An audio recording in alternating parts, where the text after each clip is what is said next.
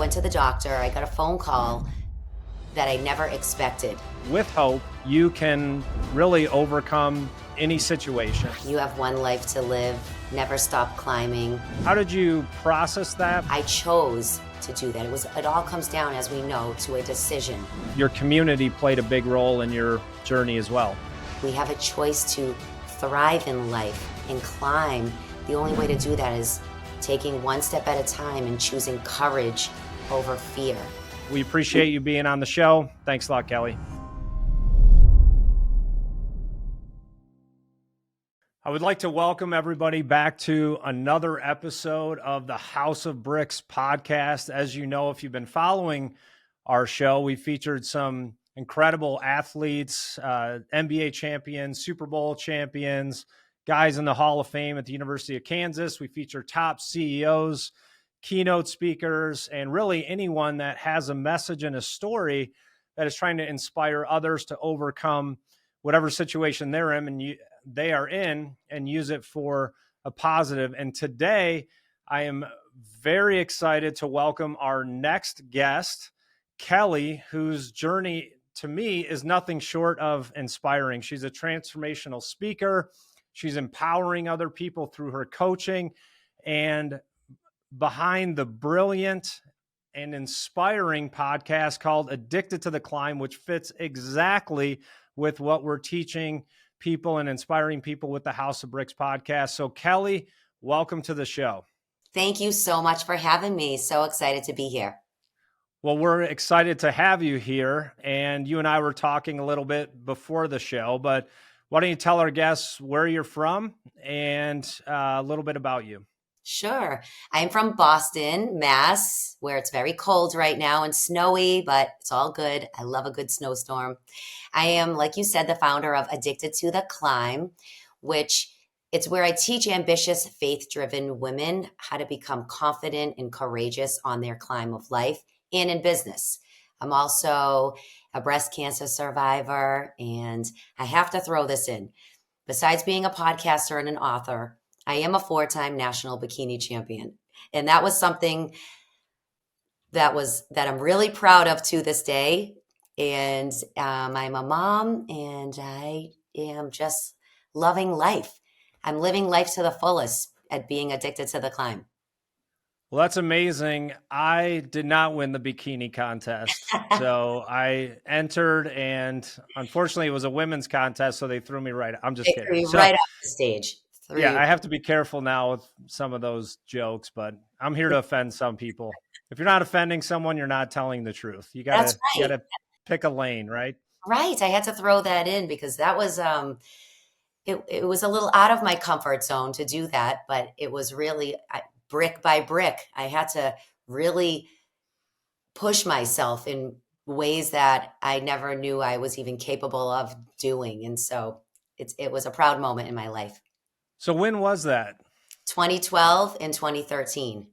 Okay. Yeah, I have some friends that are professional bodybuilders, and people don't realize the commitment that it takes to actually do that. It is every little compromise multiplies into a big impact. So the discipline mentally, not just physically, of what it takes to accomplish that. So congratulations on winning the bikini contest. You're already 1 point ahead of me.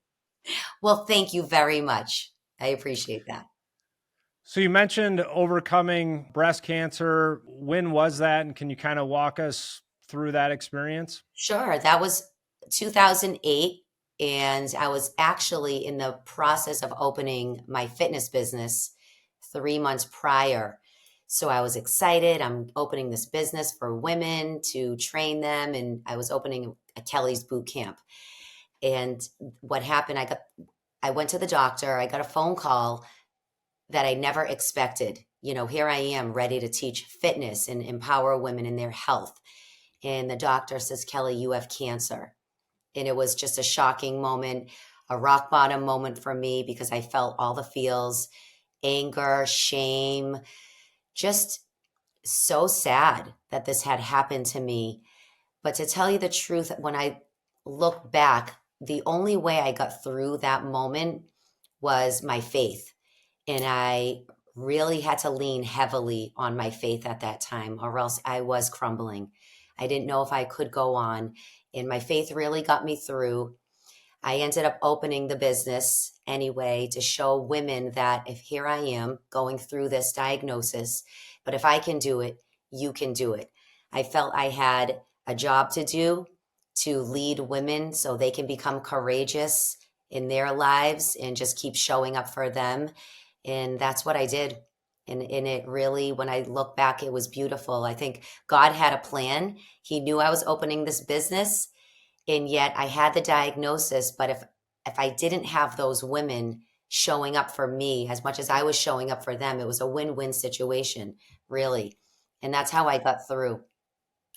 Well, we share that common faith in God, and it's easy to talk about when things are going well, Right. right? You Yes. have that faith, but what really makes your faith real is when you have to have it in the valley experience. And so the first part of my entrepreneurial career, I don't know how much you know, but I've started 5 different businesses in 5 different industries, 3 of them with multi-million dollar exits. And once you achieve that mountain, you're talking about being addicted to the climb. Once you get to the top, it's a very lonely place. And what people don't realize is that you can actually enjoy the climb more than the top of the mountain. And so when you were in that valley experience, how did you process what was happening? Because like you said, you have that anger. It's like, hey, God, I'm doing, this is a great thing. You're starting a fitness business. Like, you would expect some sort of promise or blessing Right. tied to that. And of course you get hit with a pretty big brick, so to speak.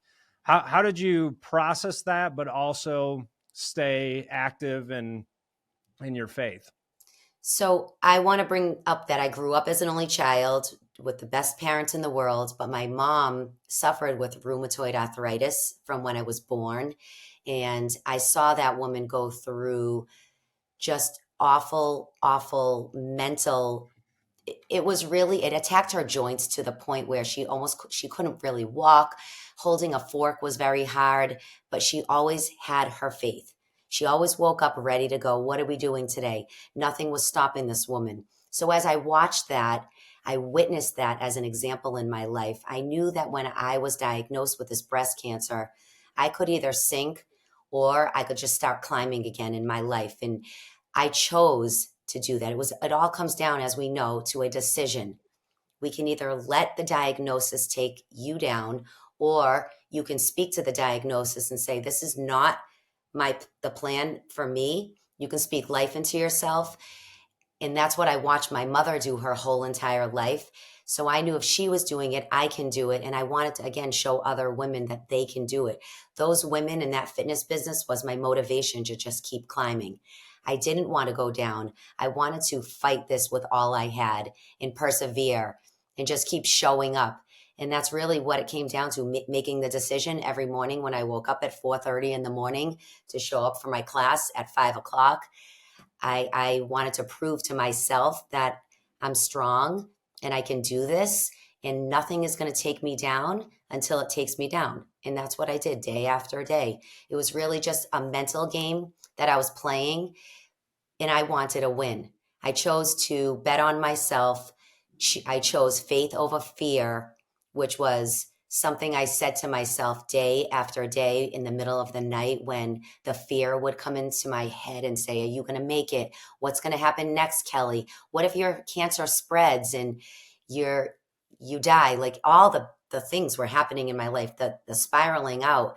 And I had to say, I'm choosing faith over fear. I can't let this take me down. I don't want to let it take me down. So every day I had to wake up and say, okay, God, let's go. It's another day that I woke up. It's another day that I can be strong and show other people that I'm strong. And really, that's what I did every single day. Well, I know I'm feeling the inspiration just hearing you. And the thing that I tell our listeners too is faith and fear are both belief systems. Like Mm. you can't have unbelief. So you're either going to believe in faith or fear. Both are made up. You can't see either one. It's just it's a decision and a choice Mhm. that you make. And were there any times where you expressed your anger towards God or anger in the situation? Like, how could this happen? Because I like to be real Yeah. also. And there may be people out there that are in a position of adversity right now and they Mhm. don't have faith. They're pissed Right. and they Right. feel like they're doing all the right things Mhm. and things aren't going their way. So are there any practical things you can tell our listeners that if they're in a situation similar and they're struggling with their faith, any practical things you can suggest? Absolutely. And first, I want to tell you, I suffered a lot in my mind, and of course I was angry. Why me? You ask all the questions. Why did this happen to me? Nobody else in my friend groups had cancer. I didn't know a lot of other people. Why did you pick me, God? And I started to blame. But that's where I really had to take a hold of that and say, God didn't diagnose me with cancer. This just happens.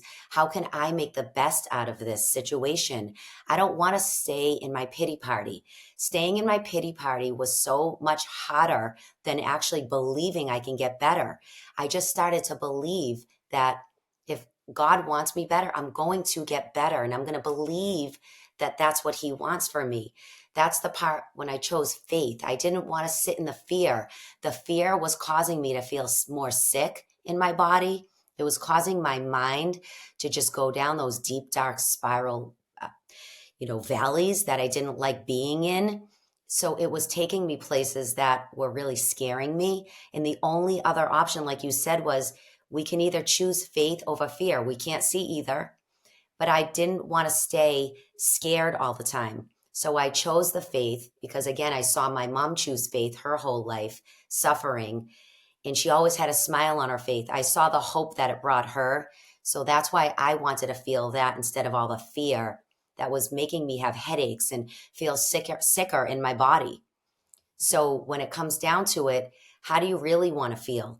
If you want to feel better, then you have to start believing in something other than the fear, because the fear is just going to snowball until you're really down and out. And that's what fear does. Fear attacks us and leaves us scared, stressed, defeated, not worthy, all the things that God doesn't want for us. So I chose God, I chose faith, and every single day I had to make those decisions. When I woke up in the morning, I had to start with prayer. That was a big thing for me.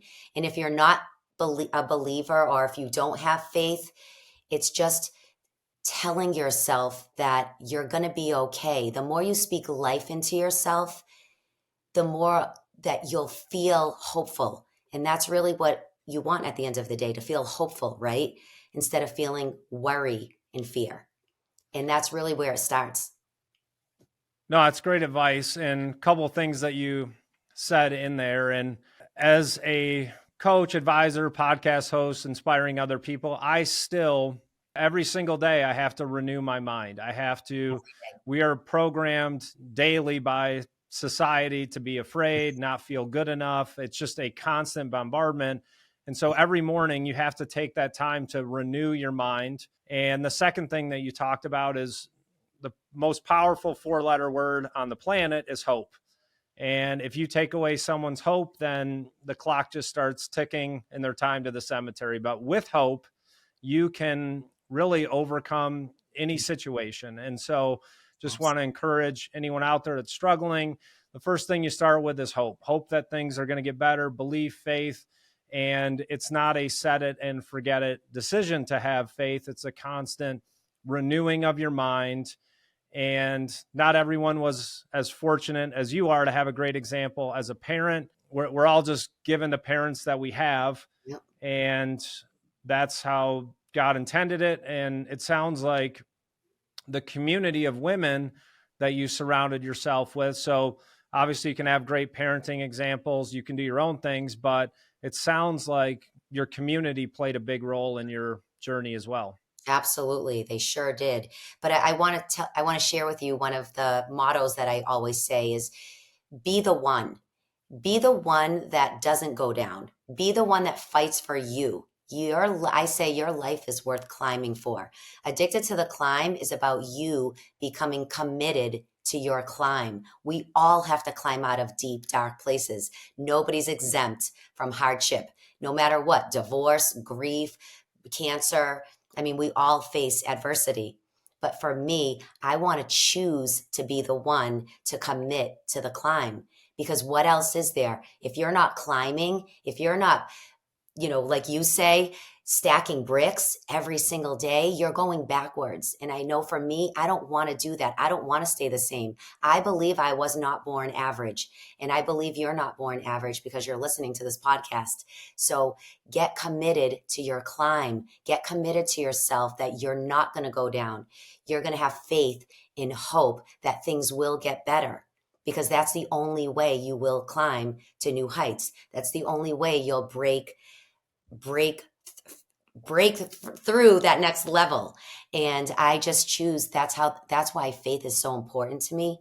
And I just want to make sure we're clear that we have the choice to do that. Like you said, renew our mind every single day, because I know for me, I'm the same. I have to start my day with quiet time, with prayer, get grounded before the world tries to take me out, tell me I'm not good enough, tell me the cancer is going to come back, all the fears that happen in a day for all of us. But I get grounded first. I commit to myself that it's me and you and God. Kelley, we're going to do this today. We're going to keep climbing, because I never want to go backwards. And I know that you don't either. So that's what it's all about, is getting committed to your climb. Well, this just turned into a moment of inspiration for Adam House. So maybe I'll just let you host the rest of the show. It's really Let's powerful, go. everything that you're saying. And you mentioned kind of the Addiction to the Climb podcast.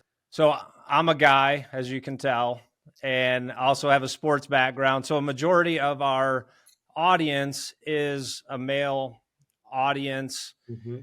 I'm interested to hear kind of some of the differences. We're not specifically for men. That's just kind of how it seems to work out. And most of my guests are guys. So anyway, my whole point here is what messaging do women entrepreneurs and how they're facing struggle, like how are you messaging it differently than you would to a predominantly male audience? Well, I don't really think it's that different, to be honest. I believe we all want to be courageous in life. So my messaging is all about becoming the courageous leader of your life and choosing that. That's a choice, to step into courage every single day, whether you're an athlete getting on the field. You cannot get out on that field unless you are working on your courage, it being consistent, showing up consistently, just like the woman building her business, being an entrepreneur, building that company. She has to step out in courage every single day to keep going, to keep climbing. So that's really what my messaging is all about, is choosing to become a courageous leader, but being committed to showing up in that area every single day. Is that, does No, that that, makes sense. And tell me more about the podcast. So how long ago did you start it? And I started the podcast over 3 years ago. And what happened, how I started it, I was listening to another podcast, and the woman interviewing said to the guest, we're all addicted to something. And I stopped the podcast right then. I'll never forget it, because I'm like, wait a minute. I don't think I'm really addicted to anything. I don't do drugs. I was thinking of, more of a drug and an alcohol addiction. I didn't have addictions in my life. And when I thought a little bit, I sat in silence, and God downloaded, you're addicted to the climb. I've been through a lot of things in my life, Adam, grief and a lot of other things that we didn't mention here that I've had to climb my way out of. And I've been choosing to climb my way out of because of all the reasons I had mentioned prior. And that's why I said, I need to get my message out there. I need to help people become more addicted to the climb instead of addicted to the fear and all the other negative things that try to take us out. We can become addicted to the climb. Our lives are so worth climbing for. Feeling defeat. I mean, we're going to go through things in life every day, but God wants us to shine. He wants us to thrive. He doesn't want us just surviving life. We have a choice to thrive in life and climb. The only way to do that is taking one step at a time and choosing courage over fear. Everything we just talked about. And that's how my podcast was born. I wanted to share more stories about how people climb higher in life, how they turn to their faith, and that you can too. This is great, by the way. And for our listeners out there, if they want to subscribe to your podcast, where do they find it? How often do you release episodes? I am every Monday on all the podcast platforms. You can find me on YouTube. I just started my channel a couple of weeks ago, and How's I'm on that going? it's going. I'm Just, laughing because I'm right there with you. oh Like man, people, they see yes. these podcasts and the social media and they're like, they have no clue No, all the work that goes into it. And it's a lot of work. recording's the easy part. This is the easiest part of it all. Yeah. This is the best part. This is the most fun part. But yes, there is a lot of behind the scenes work that goes into creating everything that we do with the team. We need that team behind us, right, for help. But you can find me there. And I am on LinkedIn is my main social media platform. I am on all of them. LinkedIn is where I show up a lot. So they can reach Yeah, out and to we'll me. be happy to include that in the notes, but for people that are driving or working out, so Yes. check out Addicted to the Climb podcast. Yes. And Kelley, I wanted to ask you also about your coaching. Are you still doing the coaching as well as the I am. podcast? I run my mastermind program 3 times a year. Next session opens in April, and it's for faith, ambitious faith women. Okay. And how do Sorry, people guys. learn? What's that? I Sorry, said guys. sorry, guys. Sorry, guys. Well, if you need a male guest speaker, I will bite the bullet and come and share Sure, my story. So, absolutely. absolutely. So you're doing the coaching, the mastermind. Tell us a little bit more because there's a million different mastermind options. Why would someone join, and what would they get out of it? Mine is faith based. As I said, it's real digging deep into biblical principles. How can we apply them into our business, into our lives to become more courageous? I'm all about the courage, stepping out in courage. And we meet twice a week. So it is definitely a commitment and it's a time commitment. So, but it's really a small group. I only take between 10 and 15 women every time we open the session. And yes, it's just for women that want to go deeper in faith and just become more ambitious in their life and more grow in new ways with a community of women that are like minded. Is it local or is it, We do do they this connect over virtual. Zoom? We do What? this It's virtual. virtual. Okay. Yes.